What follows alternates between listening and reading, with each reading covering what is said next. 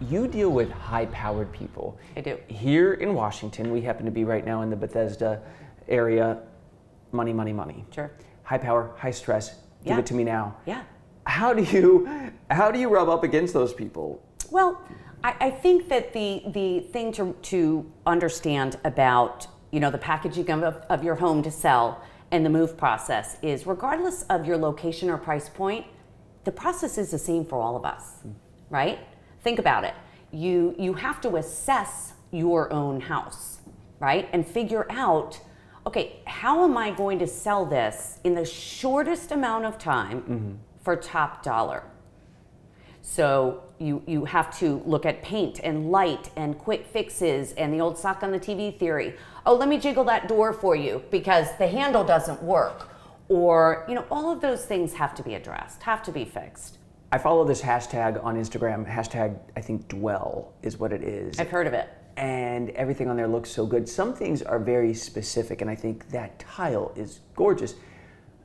I like it online. If I walked into a home that was staged that way, it might be too particular. Sure. How do you walk that line? Sure. So it's easy because it's called a neutralization of your personal footprint. The reason you do it, okay, is to appeal in a larger sense to the largest cross-section of potential buyers for that property. You want to remove your personal stylized choices. All of those are very distracting. My job is to highlight, for instance, the light, the natural light. Overall, we've painted this white, as you see, so we're really getting to see the width and depth of the room in one quick glance. Yeah. When we look at furniture, we want only the basics. We're going to stay with what the normal, average, sophisticated Joe buyer is looking for, and they're typically looking for something they can relate to. It sounds like when you're describing it that a lot of this is in some ways a feature but also a placeholder, because they're thinking,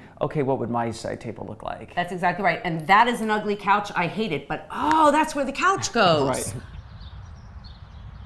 Every garden needs to look good. Everyone's not going to have this garden, no. Caroline, but how can we optimize what we have? So the important thing, that's a really great question, because our homes that we're selling come in all shapes, sizes, with beautiful backyards, undeveloped backyards.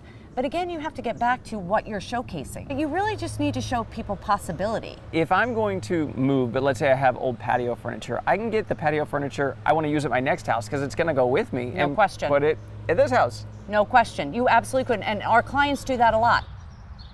Can people without a ton of extra money, when they are wanting to sell, for a good price, can they use their own furniture to stage their home? Absolutely. Absolutely.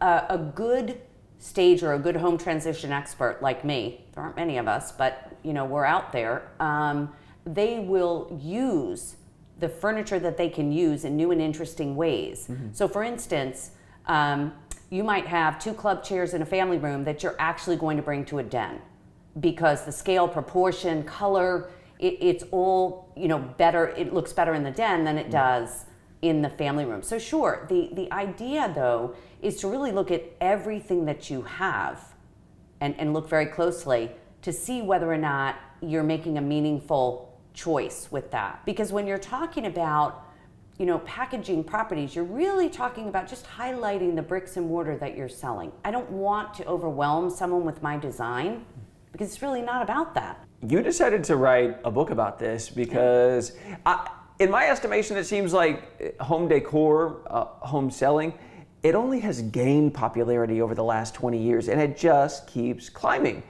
even after the housing crisis. Yeah. And so a lot of people are out there wondering, how can I do it? I've seen it done on TV, how can I do it? I recently wrote a book called Smart Moves, which details the process, 10 steps. And again, regardless of the price point or location, it's the same for everybody.